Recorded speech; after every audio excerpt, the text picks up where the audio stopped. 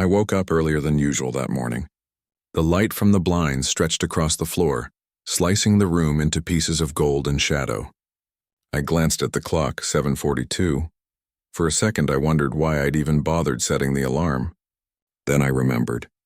Today was our anniversary, 8 years married, 11 together. It felt like a lifetime ago that she used to sneak into my arms just because she couldn't fall asleep without hearing my heartbeat. I lay there for a moment, staring at the ceiling, replaying small things. The night we danced barefoot in our first apartment. The rain that poured on our wedding day. Her laugh echoing down the hallway when I burnt our first dinner together. All of it felt so distant now, like old photographs left too long in the sun. She stirred beside me, scrolling through her phone before even saying good morning. The blue light washed her face pale. I smiled anyway. "Hey," I said quietly. "Happy anniversary." She didn't look up right away. When she did, her lips curved, not into a smile, but something between amusement and disbelief. "You think that's a celebration?" she said, laughing under her breath. "We barely talk anymore, Ethan." I froze, trying to catch up with what she'd just said. There wasn't anger in her voice. That would have been easier to deal with. No, it was colder than that. Detached, as if she was talking about the weather. She got out of bed, wrapped herself in her robe, and walked toward the bathroom. The sound of running water filled the silence she left behind. I lay there, staring at the spot where she'd been, and something inside me went quiet. Not hurt, not rage, just quiet. It wasn't that I expected fireworks or even a gift. I'd planned something small.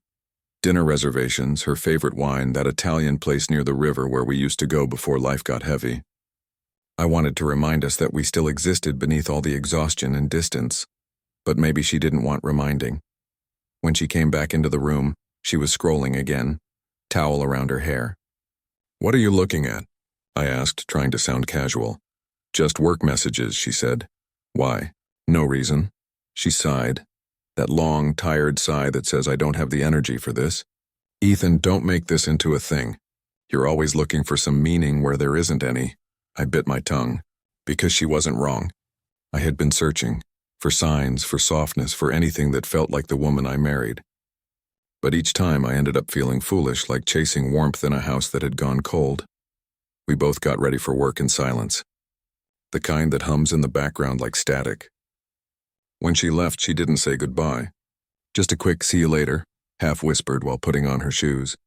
I stood at the doorway watching her drive off. My reflection in the glass looked older than I remembered, or maybe just more tired. At the office, I couldn't focus.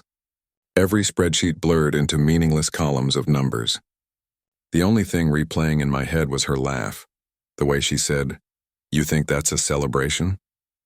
Like our years together had become something trivial, a mistake she'd rather forget.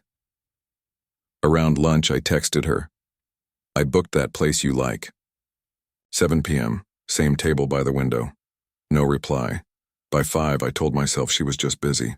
By 6, I started checking my phone every 5 minutes. At 6:45, I sat alone at that restaurant, her wine glass untouched across from me. The waiter smiled politely and asked if I wanted to order anyway. I told him I'd wait. When 7:30 came, I finally stopped pretending. I ordered for one. Halfway through dinner, my phone buzzed. A message from her. "Didn't feel like going out tonight. Maybe another time, no apology, no explanation. Just that."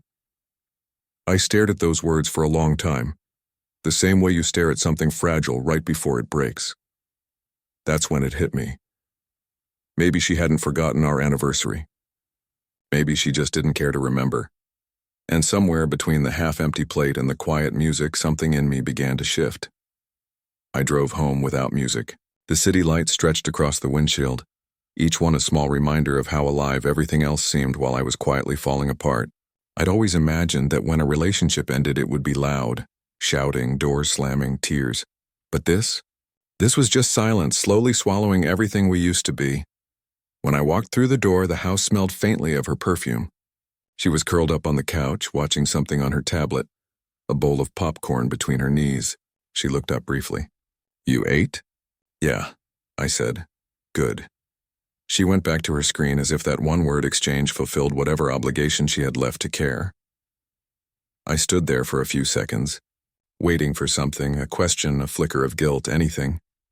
But there was nothing. Just the muted sound of some sitcom laugh track filling the space where our marriage used to live. I went to our room, sat on the edge of the bed, and scrolled through old photos. Her smile in those pictures used to light up entire rooms. Back then, I believed love was something that once found, stayed, that it didn't fade. Not if you were loyal. Not if you tried hard enough. Turns out love can starve even when both people are still in the same room. The next morning, I didn't wake her. I packed my gym bag, left early, and drove without direction until the city turned into suburbs, and the suburbs turned into quiet back roads. The radio played an old song, one we used to sing along to, and I had to turn it off before it tore something open. I ended up at the river near that same Italian restaurant, the one where I'd waited for her the night before. The air was cold, sharp. I sat on the bench and watched the water slide by, thinking about how many anniversaries had passed like mile markers, each one smaller, quieter, emptier than the last. I remembered the first one. She'd made a scrapbook of our year together, movie tickets, photos, silly notes. I'd bought her flowers from a gas station because I'd been broke, and she laughed and said, "It's perfect." She meant it then. But people change. Not suddenly, not all at once, and they just stop showing up for the little things until one day they don't show up at all. That afternoon, I called her. She answered on the third ring. "Hey," she said flatly. "I think we need to talk," I said. She sighed. "Ethan, not this again. No, listen." My voice was calm even. "I'm not angry. I just need to understand something. When did we stop being us?" She was quiet for a moment. Then, "I don't know. Maybe when us stopped feeling worth the effort." The line stayed silent after that. I could hear her breathing faintly, the sound of someone who'd already moved on in her mind. "All right," I said finally. "Then I won't make you pretend anymore." "Ethan, it's okay," I interrupted. "You don't owe me a reason. Just honesty. And I think I finally got that." She didn't reply. The call ended with a click that felt heavier than any argument we'd ever had. That night, I slept on the couch. Not because I was angry, but because I couldn't share that bed anymore. The space beside me was colder than I could bear, and I realized the warmth I'd been missing wasn't just her body. It was the feeling of being wanted. The next morning, I wrote her a note. Nothing dramatic, just words that had sat in my chest too long. "I loved you for real. I still do in some quiet way. But loving someone who no longer celebrates what you built together, that's not love anymore. That's self-neglect." I folded the note, left it on her nightstand, and walked out. The air outside was sharp and clean. For the first time in months, maybe years, I felt something that resembled peace, not joy, not relief, just the calm that comes after you stop fighting for something that's already gone. Driving away, I thought about what she said, that an anniversary wasn't worth celebrating.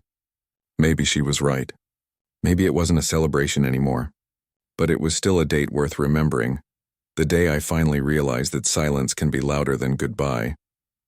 When I got to a red light, I caught my reflection in the rearview mirror.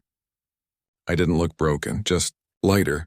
Sometimes love ends with fireworks. Sometimes it ends with laughter that cuts deeper than anger. And sometimes it ends on an ordinary morning when you say, "Happy anniversary," and she laughs like it's a joke. That's when you finally understand. The celebration isn't the marriage. It's the moment you choose yourself.